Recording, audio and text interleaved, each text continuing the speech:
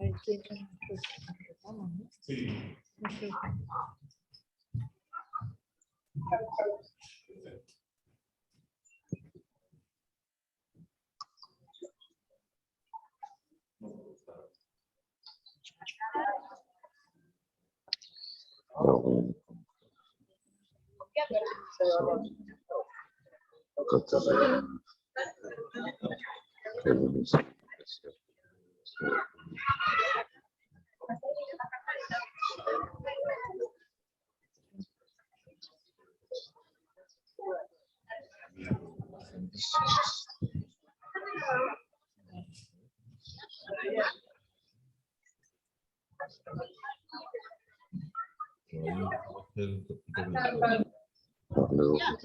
No, pero mientras tú le presentas, Vale.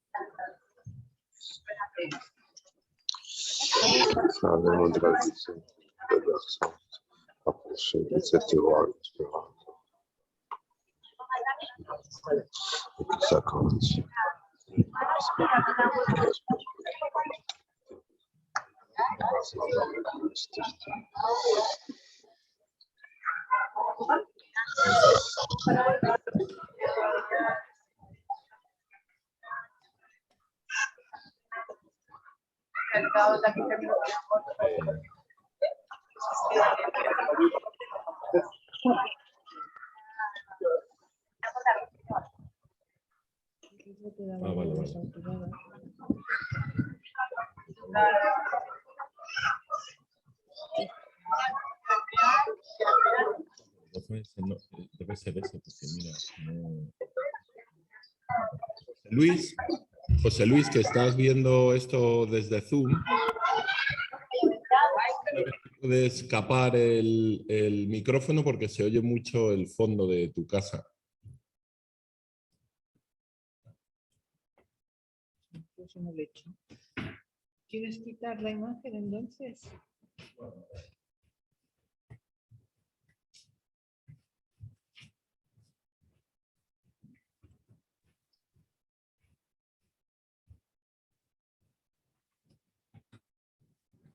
Nada, bienvenidos a la tercera sesión del seminario. Hoy tenemos una jornada que creo que va a ser bien interesante y que hemos preparado de un modo un poco diferente a las dos anteriores para que sea más fácil luego hacer el taller, aunque somos muy poquitos, pero por lo menos. Que consiste en que las dos ponencias de Luisa y de Marcos, en determinados momentos de la ponencia, cuando terminen de hablar de un bloque temático, van a proponer preguntas que son a partir de las cuales luego podremos trabajar en los talleres, ¿vale? Entonces yo lo que recomiendo es que saquéis una libretita o folios, o nos pedís folios o lo que sea, para ir teniendo algo mínimamente pensado a la hora de ir al taller y que no lleguemos al taller y nos quedemos un poco, como suele pasar, en los primeros minutos, ¿no? Que nos pilla un poco en frío. Bueno, la sesión de hoy es sobre análisis del discurso de Ayuso, en concreto del tema del concepto de libertad. Y tenemos el primer ponente que va a intervenir es Marcos Reguera, que es investigador en la Universidad del País Vasco y en la Universidad de Oregón, y que tiene un buen currículum, ¿verdad, Marcos? Pasando por distintas universidades, fundamentalmente anglosajonas.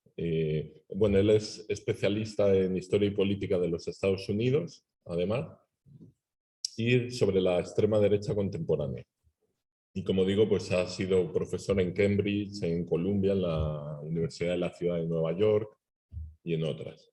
Y tiene publicado un libro que se llama El triunfo de Trump, claves sobre la nueva extrema derecha estadounidense, que está publicado en Metrópolis Editorial.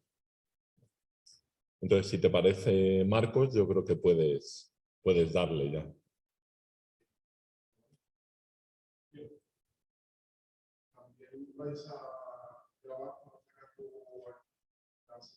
Sí, está grabando. No, tienes el micrófono capado tú, Marcos. Ah, pensaba que me habíais capado vosotros. Vale, estupendo, muchas gracias. Bueno, en primer lugar, muchísimas gracias por invitarme a participar en esta sesión y por darme la oportunidad, bueno, aunque sea por estos medios telemáticos, pues de participar en estas jornadas interactivas que creo que son no solamente muy interesantes, sino que son muy pertinentes políticamente hablando. En este sentido, bueno, creo que tengo unos 20 minutos más o menos, ¿no?, que comienzan ya. Y querría, en primer lugar, disculparme por no poder estar hoy con todas vosotras y vosotros ahí en cuerpo presente. El plan era ese, pero bueno, por desgracia me ha coincidido con una otra actividad académica ineludible aquí en la ciudad de Logroño y no ha podido ser. Pero en todo caso, reiterar mis agradecimientos y bueno, espero que en esta conferencia os resulte interesante, ¿no?, para el debate. A esta conferencia la he querido llamar Operación Aguirre 2.0, Ayuso entre Trump y Margaret Thatcher, porque a mi juicio es una pregunta nada más antes de comenzar con la ponencia, siento la interrupción. ¿Se me escucha bien a nivel de audio? Se escucha un poco raro. Ya. En ese sentido, no sé si yo voy a poder hacer mucho. Ahora bien, ¿no? Claro, a lo mejor es que se acoplaba el audio claro, el audio de la sesión con el mío. Bueno, estupendo. Pues en ese caso, sin más preámbulos, vamos allá. Como os decía, he querido llamar a esta sesión Operación Aguirre 2.0, Ayuso entre Trump y Margaret Thatcher, porque a mi juicio es lo que posiblemente mejor represente a un nivel ideológico y discursivo la propuesta política de Isabel Díaz Ayuso. Y esta Operación Aguirre 2.0, lanzada por Miguel Ángel Rodríguez, de alguna manera lo que intenta es actualizar el gran éxito que supuso todo el aguirrismo político instaurado en el año 2003 hasta la victoria prácticamente, hasta que, digamos, Ayuso tuvo que retirarse al Ayuntamiento de Madrid y su derrota contra Carmena, ¿no? Y la toma de conciencia por parte del Partido Popular de que necesitaban renovarse, sobre todo a partir de la derrota que supuso la crisis del año 2018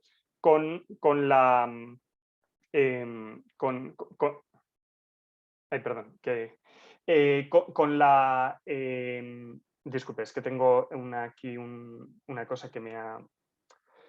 En el año 2018, con el fin de la presidencia de Mariano Rajoy. En ese momento comienza un momento muy convulso para el Partido Popular desde el año 2018 hasta prácticamente las elecciones municipales y autonómicas del 2019, que en la Comunidad de Madrid además también se junta con el propio descabezamiento de su propia directiva. En este sentido, la figura de Ayuso, que se había pensado como una figura transitoria en un momento en el que la derrota del partido se veía prácticamente asegurada contra Ángel Gabilondo,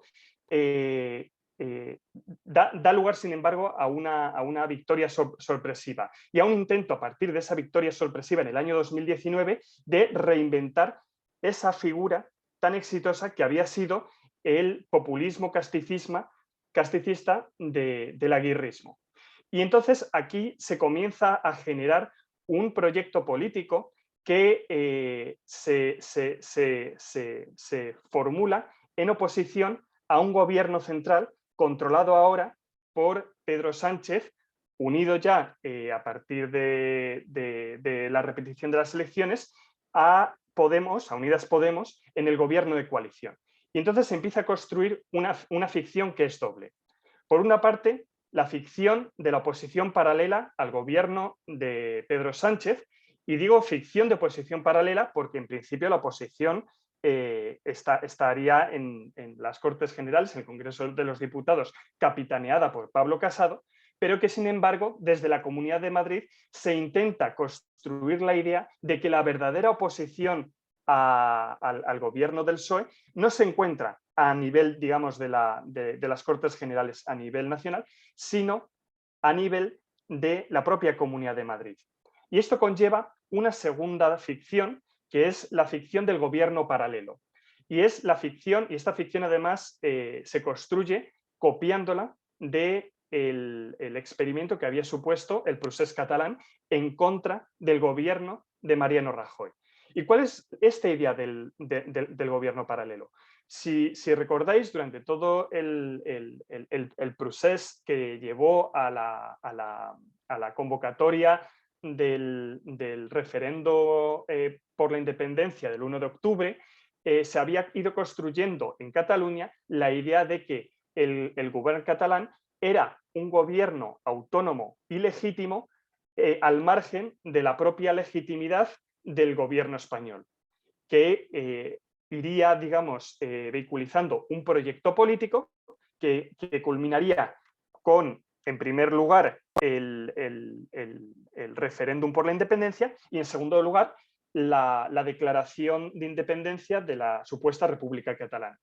Todo este proceso, durante el gobierno de Rajoy, supuso no solamente la reactivación política de buena parte de la derecha española, sino además también toda una suerte de proceso de politización en un sentido populista, de una parte populista y de derechas, de una parte de la población que hasta entonces no se había significado de manera especial desde un nacionalismo españolista extremo.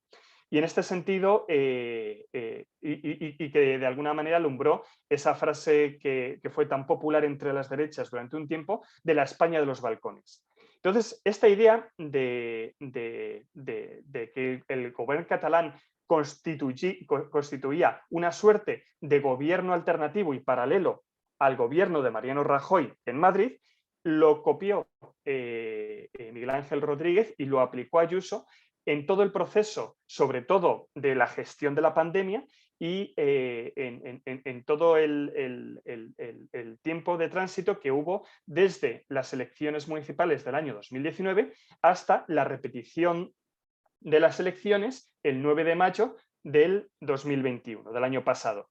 Y es esta idea de que, de alguna manera, esta Ayuso no solamente sería la verdadera oposición al gobierno de Pedro Sánchez desde su poder orgánico en la Comunidad de Madrid, sino además que sería una suerte de gobierno paralelo de la verdadera España, la España de los balcones, que se contrapondría a la anti-España, los enemigos de la verdadera España, constituidos por una parte, el gobierno socialcomunista de Pedro Sánchez junto a Pablo Iglesias, y por otra parte, la anti-España periférica de los nacionalismos independentistas que querrían romper España. Entonces, ante la idea de todas estas amenazas que querrían romper España, estaría el gobierno de Isabel Díaz Ayuso, que no solamente aplicaría las verdaderas y mejores políticas para la prosperidad del país, sino que además se alzaría como el único baluarte en contra de este gobierno, que a pesar de conseguir revalidarse en la repetición de elecciones, seguiría siendo consignado por parte de la derecha mediática y de la derecha institucional del Partido Popular y de Vox como un gobierno ilegítimo por apoyarse en los bolivarianos, entre comillas, de Podemos, y por otra parte su necesidad de apoyarse en el voto de nacionalistas periféricos e independentistas. Entonces, aquí surge una idea que va a ser central en las elecciones del año 2021, en la repetición de elecciones, y que va a constituir parte de la marca Ayuso, que es esta idea de socialismo-libertad, por una parte, que luego iría transmutando en comunismo y libertad. Y esto es muy interesante, esta transformación conceptual y esta apropiación del concepto de libertad por parte del gobierno de Ayuso, porque de alguna manera lo que hace es que en un momento de privación absolutas y de grandes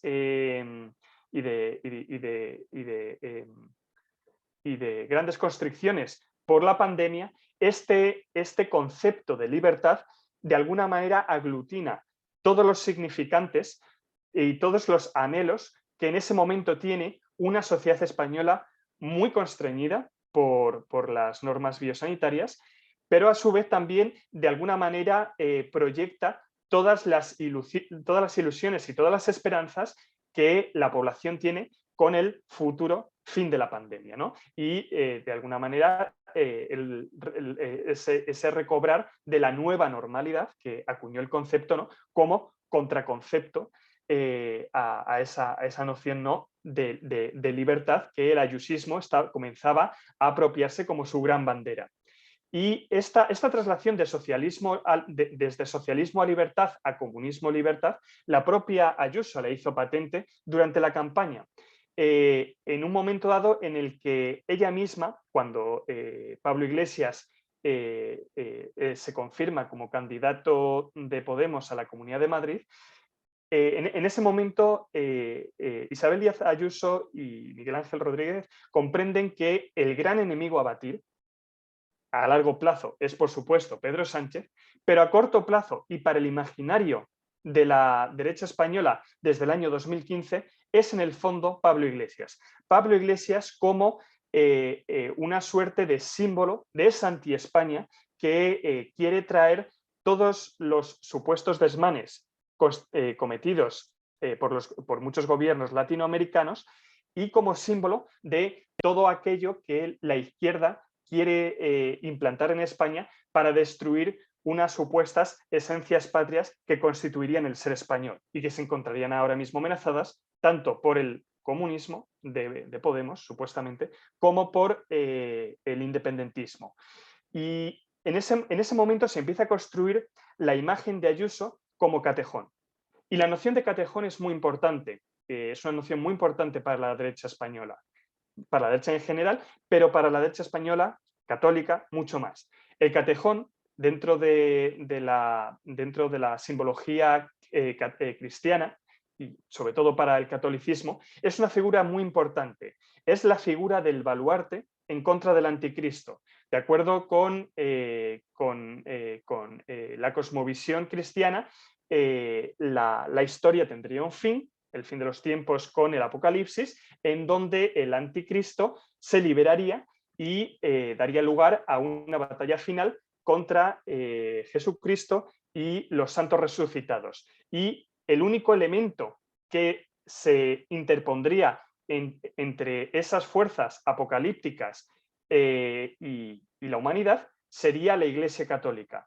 Durante prácticamente 2000 años, la Iglesia Católica se ha construido simbólicamente como esa institución que estaría como última barrera y única barrera entre el mal que intentaría, digamos, terminar con el mundo y la propia creación hasta la llegada de Cristo en esa batalla milenaria, ¿no? Y esto, que puede parecer una cosa bastante extravagante, ha sido una de las ideas fundamentales dentro del cristianismo y sobre todo para el catolicismo durante 2000 años. Y esta noción del catejón, de esta suerte de seguro contra el mal, es una idea muy poderosa que moviliza a buena parte de la derecha, sobre todo entre la derecha católica, y de una manera secularizada, Ayuso se ha investido de esta idea del catejón.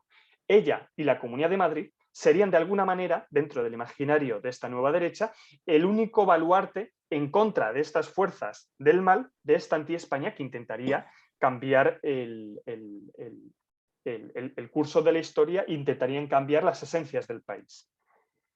Bueno, hay muchas cosas y en ese sentido, toda esta cuestión de la doble oposición, la oposición paralela al gobierno de Sánchez y la ficción del gobierno paralelo en Madrid, me lleva a una cuestión que querría lanzaros, y es si puede Ayuso mantener la ficción de este gobierno paralelo a Pedro Sánchez y de esta oposición paralela a Pedro Sánchez en un contexto en el que Pablo Casado ya no es el líder oficial de la oposición a nivel nacional, sino ahora lo es Feijóo.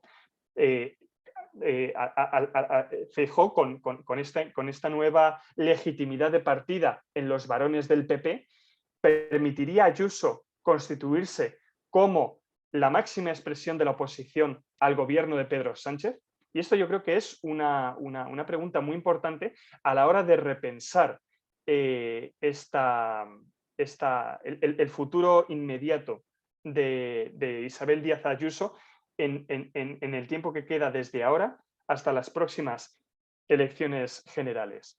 Y esta ficción del gobierno paralelo del que os he hablado también se encuentra expresado en las reuniones bilaterales que han tenido con motivo de la transferencia de fondos por la pandemia entre la propia Ayuso y Pedro Sánchez, en donde la propia escenificación de la relación entre el gobierno de la Comunidad de Madrid y el gobierno nacional ha estado bastante mediada por esta idea de que en el fondo Ayuso prácticamente era una dignataria extranjera distinta e independiente al propio Pedro Sánchez, ¿no? Una realidad independiente al mismo, o con la gira estadounidense que hubo en el año 2021, en septiembre del 2021, en donde la propia Isabel Ayuso quiso escenificar unas imágenes de estadista que luego en la propia gira pues le fue muy difícil establecer. Veo que me quedan más o menos 5 minutos. Voy a intentar saltar a otra de las que para mí son las ideas fuerza del actual momento del ayusismo, que es la característica particular del populismo ayusista. Y es una cuestión que a mi juicio tiene mucho interés, ya que una de las mayores paradojas que hay en el ayusismo es que intenta establecer una forma, un modelo de gobierno populista siendo parte de un partido que ha ocupado el gobierno de la Comunidad de Madrid durante prácticamente 20 años. Es decir, el Partido Popular de la Comunidad de Madrid, que ha estado gestionando las instituciones de la comunidad durante prácticamente 2 décadas, se presenta a sí mismo con un discurso que es propio de movimientos contestatarios que se suelen encontrar fuera de las instituciones y enfrentadas a las mismas. Y la manera en la que ha establecido esta ficción discursiva ha sido a través del casticismo. El casticismo como una suerte de expresión de las características del pueblo madrileño, del pueblo llano madrileño, en contraposición a unas élites que estarían intentando suprimir la hispanidad del pueblo madrileño, que desde el punto de vista del casticismo ayusista es la quinta esencia de la idea de España. Y esto se ve ya no solamente con las numerosísimas referencias que se hace desde la Comunidad de Madrid al 2 de mayo a todas las costumbres del pueblo de Madrid, ya no solamente a las costumbres, digamos, ancestrales o del Madrid castizo de los siglos XVIII y XIX, sino también incluso a un cultivo constante de imágenes de la vida cotidiana madrileña, con todo ese discurso de las cañas, de los toros, de las costumbres de la gente corriente de Madrid, supuestamente alejadas de una élite globalista que intentaría cambiar las esencias de la comunidad y que estarían representados por un Podemos que tiene sus referentes en Latinoamérica, sobre todo en el gobierno de Maduro, o por otra parte, el propio Pedro Sánchez, que representaría una imagen muy popular dentro de la imaginería de la derecha española, que sería la imagen de estas élites ilustradas que pretenden desde una posición paternalista de dictarle al pueblo llano cuáles deben de ser sus usos y costumbres. Y desde aquí pues se empieza a constituir toda una serie de ataques tanto a las políticas feministas del gobierno como, por ejemplo, a toda la política, a todo el discurso de lo políticamente correcto, que también se estaría, desde esta perspectiva, intentando instaurar a partir de las políticas sociales del gobierno de Pedro Sánchez. Este este discurso casticista resulta muy interesante y de alguna manera también se vincula con otra gran figura femenina y popular dentro de la derecha, como sería Roca Barea, con sus dos libros, Fracasología y Leyenda Negra, que articularían este imaginario ayusista de una suerte de populismo, de cultura popular madrileña, que resistiría en contra de una política elitista que intentaría cambiar los usos y costumbres de los ciudadanos de a pie. Con todo esto, por supuesto, la gran pregunta que se plantea es, ¿acaso este populismo casticista pone en cuestión el poder que tienen las élites económicas e incluso sociales madrileñas? Y yo creo que esta es una pregunta que es también muy interesante, porque claro, aquí lo que tenemos es un populismo que es antielitista en lo cultural, pero que no es antielitista en lo económico y que en ningún momento pone en cuestión todo el marco económico neoliberal sobre el que se construyó la política en los tiempos de Aguirre y que Ayuso no solamente ha conservado, sino que se encuentra, llevando hasta sus últimos extremos dentro de toda su lógica de gobierno. Y entonces aquí la gran pregunta es cómo se puede desmontar y cómo se puede desactivar este populismo que desde una matriz cultural está de alguna manera encubriendo todo un elitismo económico que se nota claramente a nivel de políticas públicas, a nivel de financiación de servicios públicos, a nivel de modelo macroeconómico general. Y bueno, con esas dos cuestiones, aunque son simplemente un par de pinceladas de todo lo que quería hablar, pero ya llego a mis 20 minutos y espero que hayan sido interesantes para vuestra posterior debate. Muchas gracias.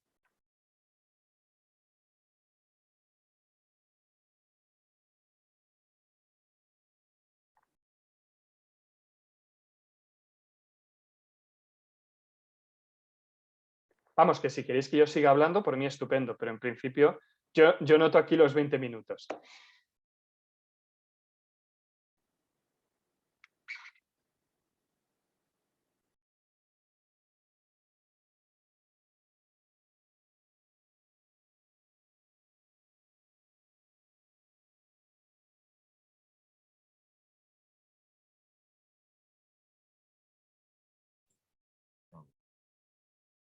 Empezar a dar a compartir.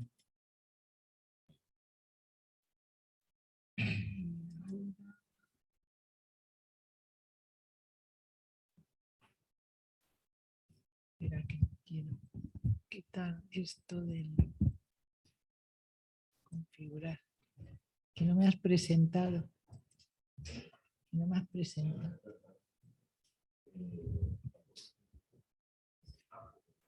Te mandé yo. Que te mandé una nota yo. Ah, sí. Sí. Pero al ¿Lo tendrás ahí? Telegram. Creo. Es mi sino, ¿no? Es mi sino. Es que el otro día en la facultad me pasó lo mismo, ¿no? Que en un acto de ecologismo presentaron a todo el mundo y a mí no me presentaron.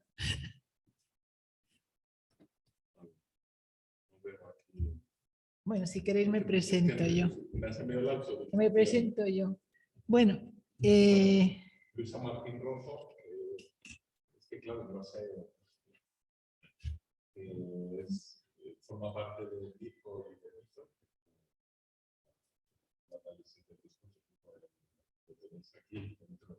De multilingüismo. De comunicación. Ha sido presidenta hasta este año, ¿no? No, soy directora de Mirco y he sido presidenta de DISO hasta el 2017, creo.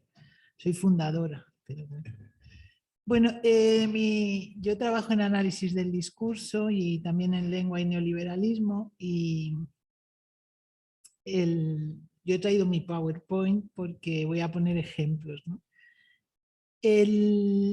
mi pregunta o lo que cuando empecé a estudiar el discurso de Ayuso, quizá porque trabajo mucho sobre lengua y neoliberalismo, me fui dando cuenta de que curiosamente es un discurso extremadamente, o sea, neoliberal y además muy ultraconservador, y que sin embargo, si preguntamos a la gente si le parece que es así, diría que no.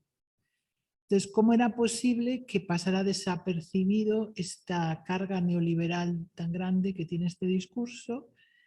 Y me preguntaba si las características de su forma, de este estilo discursivo ayusista, que tiene este envoltorio castizo, broncas, adolescente, vivaz, si eso jugaba, y en femenino, porque yo creo que si fuera un hombre el que adoptara este discurso, no le iría igual de bien, sería un chulo, sería un...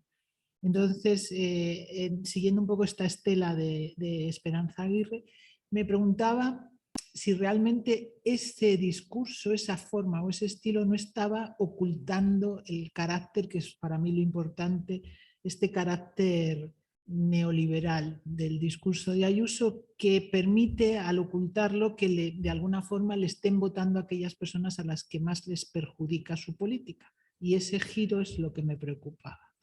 Entonces, ¿cuáles serían las dos claves siguiendo estas dos líneas? Para mí las dos claves, la primera es que realmente hay una innovación discursiva, pero que esa innovación discursiva y personalista, que ahora voy a hablar de qué es lo que tiene de innovadora, pues nosotros y nosotras como receptoras de ese discurso, pues nos quedamos en lo anecdótico.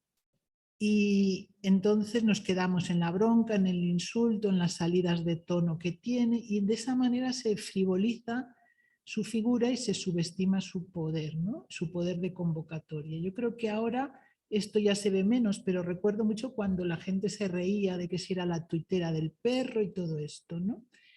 Cuando realmente se ha visto que su potencial, no propio, sino también debido a sus asesores, es enorme, ¿no? Entonces, siguiendo esta línea de que nos dejamos como embobar, que pasa también con el discurso de la extrema derecha actual, con ese discurso insultante que utiliza muchos recursos también de las redes sociales, que es antisistema, todo eso de alguna forma nos dedicamos a reproducirlo, a mostrar que nos hace de gracia. Perdón, es que yo no... Por favor, los micrófonos. Entonces, nos hace centrarnos mucho en el personaje. Y de esta forma pasan desapercibidas su gestión o su no gestión. Al no ser no gestión porque es neoliberal y entonces, de alguna forma, la propia oposición y las personas que no votan a Ayuso estamos contribuyendo por la forma que reaccionamos ante su discurso a convertirla en una celebrity con un club de fans que aglutina a estos amantes de la bronca, pero a todos los desencantados de la política, a todos los que buscan un líder, a aquellos que necesitan una identidad madrileña, y no nos centramos en de alguna forma desentrañar los efectos de sus políticas o no conseguimos visibilizar cuáles son esos efectos. De esta manera yo creo que ya se está logrando el PP de Madrid y con la figura de Díaz Ayuso un reencuadre contrahegemónico. Es decir, se desvía la atención de cuáles son los objetivos de esta política y de esta forma se está popularizando con la transmisión y circulación de sus discursos una racionalidad neoliberal que se está popularizando y se está aceptando. Entonces, esa es de hablar un poco de ella, no mucho porque me voy a centrar más en el discurso, pero toda esta idea de la libertad libertaria, el autocuidado, la meritocracia, la cultura del esfuerzo, todo eso que está en su discurso. De alguna forma yo creo que en ese sentido el éxito de Díaz Ayuso es el que quería tener Margaret Thatcher, que lo consiguió, que no era tanto apuntar a la economía, sino al corazón y al alma de las personas, en el sentido de que no se acepte esa privatización de los servicios, esa reivindicación de la bajada de la fiscalidad, que todas esa cultura de Madrid como ciudad de oportunidades, que todo eso se acepte o se termine aceptando. Bueno, hay dos elementos que yo creo que serían muy interesantes hablar de ellos y no lo voy a hacer porque no tengo tiempo. Uno de ellos es que este liderazgo en realidad, que como hoy lo hemos estado hablando con Marta, se presenta como carismático, en realidad es una adaptación de un conglomerado de rasgos que han ido funcionando políticamente. El otro día decía Marcos, Sarah Palin, Esperanza Aguirre, también Trump, la extrema derecha. En realidad es un compendio de rasgos que funcionan. Y luego pues también habría que hablar del carácter polimorfo del neoliberalismo, que hay un neoliberalismo progresista, otro conservador, libertario, autoritario, y aquí pues estamos en uno que yo creo que es conservador, fundamentalmente. Vale. A partir de ahora me voy a centrar en lo que yo considero que son los 3 rasgos del discurso más importantes de Ayuso y que se van sumando hasta lograr estos 2 resultados, ¿no? 1, que nos fijemos mucho en el discurso; 2, que pase desapercibido la carga y los efectos políticos y la popularización que se está haciendo del neoliberalismo. El primero de ellos es el antagonismo discursivo. El segundo, el reencuadre contrahegemónico, que llamo, y el tercero, la apropiación de determinados significados como libertad o autocuidado. Y bueno, la cuestión de la meritocracia hoy no lo voy a tratar, ¿no? Entonces, ¿qué pasa con el antagonismo discursivo? Pues realmente, de alguna manera, y siguiendo ya la trayectoria de Esperanza Aguirre, aquí se refuerza una tendencia que cambia las reglas de la producción del discurso y digamos que se profundiza en esa línea y también se ve mucho el contagio de las estrategias de la extrema derecha. De alguna manera se redefine qué es adecuado en un discurso político. Por ejemplo, y no solo al definir qué es adecuado, se fuerza a que circule, ¿no? Es una especie de mezcla de Aguirre con Trump. Entonces se normaliza el insulto. Hemos visto todas las sesiones semanales, ¿no?, en la Asamblea de Madrid, que se fundamentan en insultar. Y el insulto fuerza la circulación, porque inmediatamente salen todos los medios e inmediatamente todos, como en el caso de las recomendaciones que da Vox a sus militantes, lo reproducimos poniéndolo nosotros, que nos parece mal, lo ponemos en todas las redes y lo damos más y más y más y más, ¿no?, importancia. Entonces, la normalización del insulto se suma en este caso al estilo castizo. Aquí hay un trabajo muy interesante de cómo se maneja el acento, la entonación madrileña y el vocabulario, y hasta la posición física, que Esperanza Aguirre también lo manejaba bien. Se habla de la espontaneidad, de decir lo que se piensa. Esto aparece como una constante en el discurso de la extrema derecha hoy. La idea de que no nos liberamos de lo políticamente correcto y entonces... y luego el uso un poco chispeante o jovial en el discurso, que contrasta con otros discursos de la izquierda que son bastante, en ese sentido, broncos o no. Entonces ahí se retoma todo este tema del hablar sin complejos, y es muy interesante cómo eso, yo estoy de acuerdo con Stefanoni, que esto aleja estas figuras de la política tradicional, les coloca frente al elitismo, les da un aire de antisistema y realmente es exitoso como estrategia discursiva. Y al mismo tiempo este antagonismo del insulto y del decir las cosas y de atacar, etcétera, pues va generando múltiples enemigos. Entonces es un discurso de guerra constante, que es lo que le permite sostener esa ficción de la que nos hablaba Marcos, o las 2 ficciones, ¿no? Entonces sus enemigos es el consenso progre, Me gusta mucho esta cita del otro día que en la Asamblea de Madrid dice: no vamos a gastar en feminismo ecosostenible con perspectiva de género integral empoderado. Es decir, ella misma utiliza un discurso irónico tomando el discurso feminista, ¿no? Aquí se logra una cosa que en Estados Unidos lo llaman la mutual minorhood, pero que a mí me gusta llamarlo el retorcimiento discursivo, que es que los grupos minorizados, es decir, los que están en posición de marginación o en posición de minorización, o como las mujeres, es decir, en posiciones de desigualdad, se les coloca como que fueran opresores y supremacistas.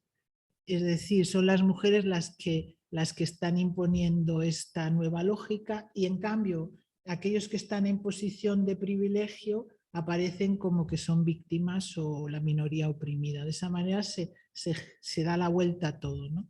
Es decir, las ONGs que se parten la espalda en dar de comer o atender a los inmigrantes, al final son unos chupópteros que en realidad están explotando y convirtiendo en víctimas a los que no quieren pagar impuestos, ¿no? O no quieren contribuir a la solidaridad. De esta forma, bueno, se van generando estas guerras constantes donde la polarización es muy importante, y otros enemigos, claro, son Sánchez, comunismo, Mónica García, la madrileñofobia. Y en todas estas polarizaciones, ¿qué es lo que pasa? Que tienen un efecto muy importante. Primero, refuerzan esta personalización y personificación, porque todo gira en torno a Isabel Díaz Ayuso, y se simplifica el juego político. Ella es el mensaje, ella es el producto, ella es el gobierno, ella es la persona que es, digamos, la oposición de Sánchez. De alguna forma acapara todo. Y de nuevo no se juzgan sus políticas, sino que se la coloca como la enemiga de Sánchez, etc. Y esto le permite no definir su política, pero también le permite simplificar todo el campo político. Es más fácil conseguir adhesiones plenas cuando uno está enfrentado a todo este universo, ¿no?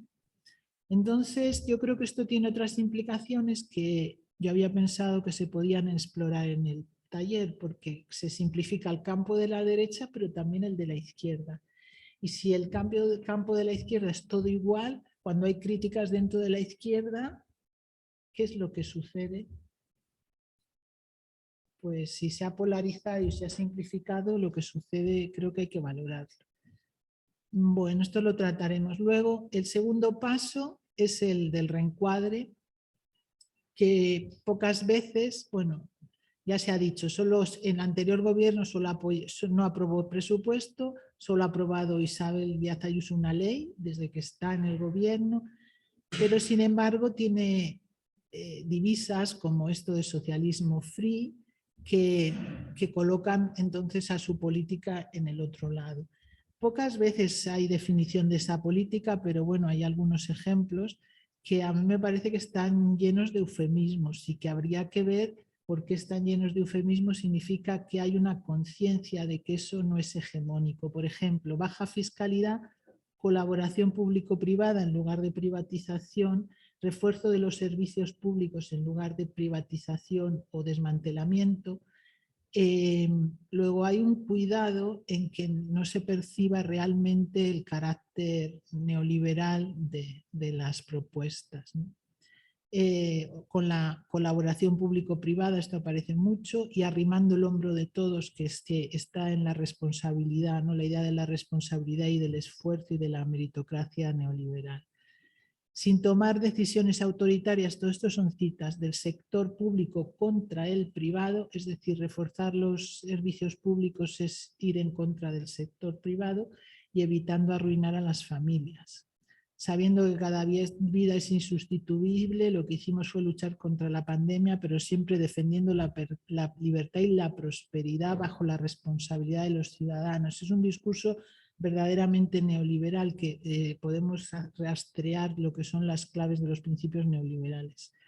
Y al mismo tiempo se mezcla con ese conservadurismo y las guerras culturales, porque últimamente, desde que la pandemia se ha ido atenuando, se han entrado en muchas guerras culturales, quizá porque ahora ya se quiere legislar y se va a legislar la ley de educación y se van a legislar, entonces hay que entrar ahí. Esta cita del otro día de la España perdida por la invasión musulmana, que nos hace preservar durante casi 8 siglos para seguir siendo europeos, libres y occidentales, esta cadena hace que sean igualmente y equivalentes europeo, libre y occidental, es un preludio del contenido de la ley educativa. Así se va a orientar la enseñanza de la historia. Es decir, que estas también o por ejemplo, toda la reivindicación del legado español también está asociada con el interés en acaparar la industria musical en español y arrebatarla a los latinos estadounidenses y traerse aquí esa. Es decir, que cuando se entran estas guerras culturales nos quedamos siempre en lo frívolo, en decir, lo que ha dicho que el indigenismo es comunismo. No, hay siempre tendríamos que establecer una genealogía entre estas afirmaciones y la presentación de leyes y las propuestas económicas y la reivindicación de una industria, etc. El tercer paso es la resignificación y la apropiación de determinados términos. Esto voy a contar una anécdota. Cuando cerraron el Paseo del Prado para pasear después de la pandemia, los domingos que cerraban al tráfico, etcétera, pues un día de estos, de repente me fijé que los árboles tenían carteles que ponían libertad. Y en el momento que identifiqué libertad con la libertad de Ayuso, libertad contra las restricciones, no sé qué, pensé que se había ganado una batalla, ¿no? Se había cambiado ya el significado, solo ponía libertad, nada más, ¿no? Bueno, libertad en términos de la Clau y Mafe es un significado flotante, con un significante flotante que no tiene un significado fijo y que siempre, según las personas, lo interpretamos de una manera u otra y que siempre aparecen cadenas de equivalencias que terminan fijando su significado. Entonces, hasta hace poco para nosotros libertad se asociaba a conciencia de expresión, a igualdad, a libertad, igualdad, fraternidad, a libertad, presos políticos, en la Constitución a principios fundamentales, libertad, justicia, igualdad y pluralismo político. Y apropiarse de este término exige un trabajo de ingeniería discursiva importante. Y para ello, pues una de las cosas que hay que hacer es combinar este término con otros totalmente distintos. Entonces, he hecho un listado breve, porque es mucho más largo el que tengo, de todas las veces que se ha usado el término libertad. Y entonces Madrid es libertad, la defensa de la tauromaquia es hoy más que nunca la defensa de la libertad es una forma de entender la vida, de pelear, de luchar, de sufrir, de pagar impuestos todavía. No podemos ir a una terraza y tomarnos una cerveza y vernos con los nuestros, eso es libertad. Nace un nuevo modelo de libertad, este es el neoliberal, compro donde quiero, consumo donde me da la gana.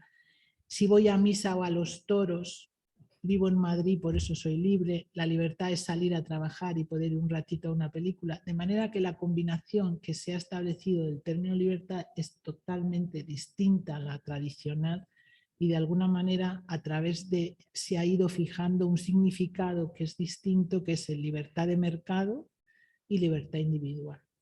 Pero además entendida en este sentido libertario, ¿no? Es un sentido individualista, meritocrático, pero antiestatista sobre todo. Y yo realmente creo que hay una influencia, esto sé que se me ha discutido, del libertarismo norteamericano.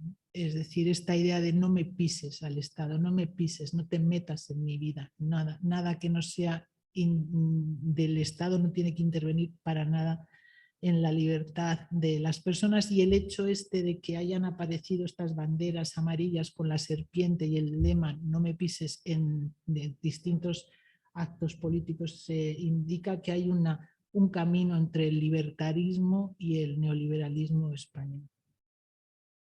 Y ante esto, estas tres, digamos, estos dos procesos que yo veo, nos quedamos en la parte discursiva que personaliza y se nos oculta o no nos fijamos tanto en las políticas y en sus efectos.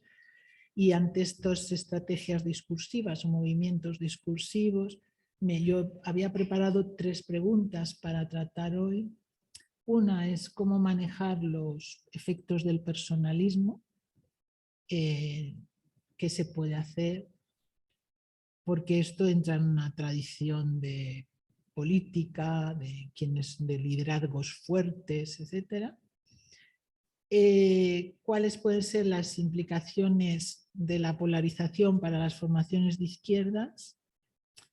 Y cómo poner de manifiesto esta racionalidad neoliberal ultraconservadora, sobre todo a la población, ante la población y sobre todo mostrando lo que nos afecta a todos y a todas, porque nos afecta en cuáles son sus efectos potenciales en el conjunto de la sociedad y entre todos los sectores, pero como veíamos otro día, lo que preocupaba es que si se estaba llegando a sectores donde nunca se había votado a este partido, ¿no?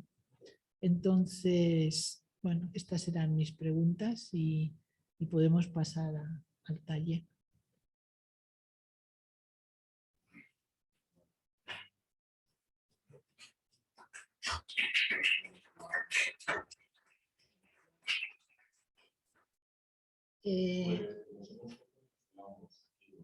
Sí, voy a dejar de grabar. Os vamos a despedir, ¿eh?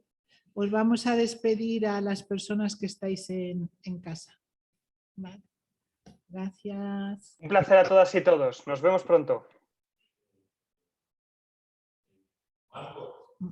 Sí. Si te puedes quedar. Ah. Vale, si puedes resumir tus preguntas en un momento antes de salir. Sí, muy resumidamente, la primera era si Ayuso iba a poder mantener esta doble ficción del gobierno, de la oposición paralela al gobierno de Pedro Sánchez y del gobierno paralelo ahora que Pablo Casado ya no es el líder de la oposición, sino que lo es Feijóo, con un estilo de liderazgo en el partido muy distinto al de Casado. Y la segunda tiene que ver precisamente con la del populismo castizo, ¿no? Y es, digamos, si este populismo castizo de alguna manera encubre, como también se nos acaba de señalar, ese elitismo económico y de alguna manera cómo se puede contestar ese tipo de políticas populistas para mostrar su elitismo subyacente. Gracias. Muchas gracias a todas y todos. Nos vemos pronto. Hasta luego. Adiós. Gracias por venir. A vosotras.